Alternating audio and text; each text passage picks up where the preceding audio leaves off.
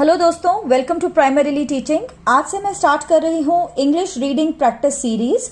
इसमें मैं आपके लिए छोटी छोटी स्टोरीज और छोटे छोटे पैराग्राफ्स लाऊंगी एकदम सिंपल इंग्लिश लैंग्वेज में, और उनको मैं पूरा आपको इंग्लिश से हिंदी में ट्रांसलेट करके समझाऊंगी ताकि आप आसानी से घर में ही रीडिंग की प्रैक्टिस कर सकें। ठीक है, और इस प्रोसेस में आप नए नए वर्ड्स भी सीख सकते हैं जिनसे आप अपनी वोकैबुलरी इंक्रीज कर सकते हैं।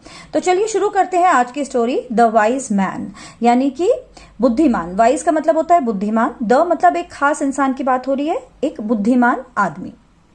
वंस अपॉन अ टाइम मतलब एक बार की बात है।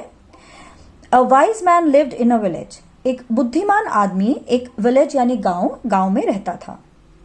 The villagers went to the wise man, complaining about their same problems every day. Villagers यानी कि गांव वाले, वो रोज went मतलब जाते थे wise man के पास। complaining मतलब अपनी शिकायतें जो थी उनको प्रॉब्लम्स थी उनके बारे में, प्रॉब्लम्स यानी कि समस्याएं। ठीक है, तो जो गांव वाले थे वो अपनी समस्याओं के बारे में शिकायतें करने के लिए वाइज मैन के पास जाते थे, और उनकी जो प्रॉब्लम्स होती थी, समस्याएं होती थी, वो एक जैसी ही होती थी।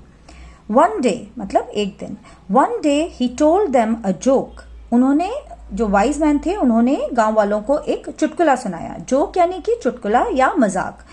And everyone road in laughter, और सारे जो थे, एवरीवन मतलब सारे के सारे, रोड इन लाफ्टर। रोड इन लाफ्टर का मतलब होता है, रोर का मतलब होता है दहाड़ना, जैसे कि शेर दहाड़ता है ना। रोड इन लाफ्टर का मतलब होता है कि वो बहुत जोर जोर से हंसने लगे, मतलब दहाड़ने लगे, दहाड़ने जैसी उनकी हंसी लग रही थी। After a couple of minutes मतलब कुछ देर के बाद, he told them the same joke and only a few of them smiled. अब उसने क्या किया, वाइज मैन ने दोबारा से वही चुटकुला जो था, सेम मतलब वही चुटकुला फिर से गांव वालों को सुनाया। तो ओनली अ फ्यू मतलब कुछ, ओनली मतलब सिर्फ, तो उनमें से सिर्फ कुछ लोग स्माइल्ड मतलब मुस्कुराए, कुछ ही लोग मुस्कुराए। When he told the same joke, जब उसने वही चुटकुला, सेम वही का वही चुटकुला, for the third time no one laughed any more. अब उसने यही सेम जो चुटकुला था तीसरी बार, थर्ड मतलब तीसरी बार, टाइम मतलब तीसरी बार उसने सुनाया गांव वालों को। No one laughed any more, अब उनमें से, गांव वालों में से, नो वन मतलब कोई भी नहीं हंसा। लाफ्ट यानी हंसना, कोई भी नहीं हंसा। ठीक है, एनीमोर का मतलब होता है और भी, तो मतलब अब और भी मतलब कोई भी नहीं हंसा, और भी मतलब किसी को भी हंसी नहीं आई। अब नो वन लाफ्ड एनीमोर मतलब अब कोई नहीं हंसा। The wise man smiled and said, जो वाइज मैन था उसने जब देखा कि उसके चुटकुले पर तीसरी बार सेम चुटकुला सुनाने पर कोई नहीं हंसा, तो उन्होंने कहा, वो पहले मुस्कुराए और फिर उन्होंने कहा, you can't laugh at the same joke over and over. तुम बार बार एक ही चुटकुले पर हंस नहीं सकते। ओवर एंड ओवर का मतलब होता है बार बार। ठीक है, ये एक नया शब्द है, ओवर एंड ओवर यानी बार बार। तो उन्होंने कहा कि तुम बार बार एक ही मजाक पर या एक ही चुटकुले पर हंस नहीं सकते।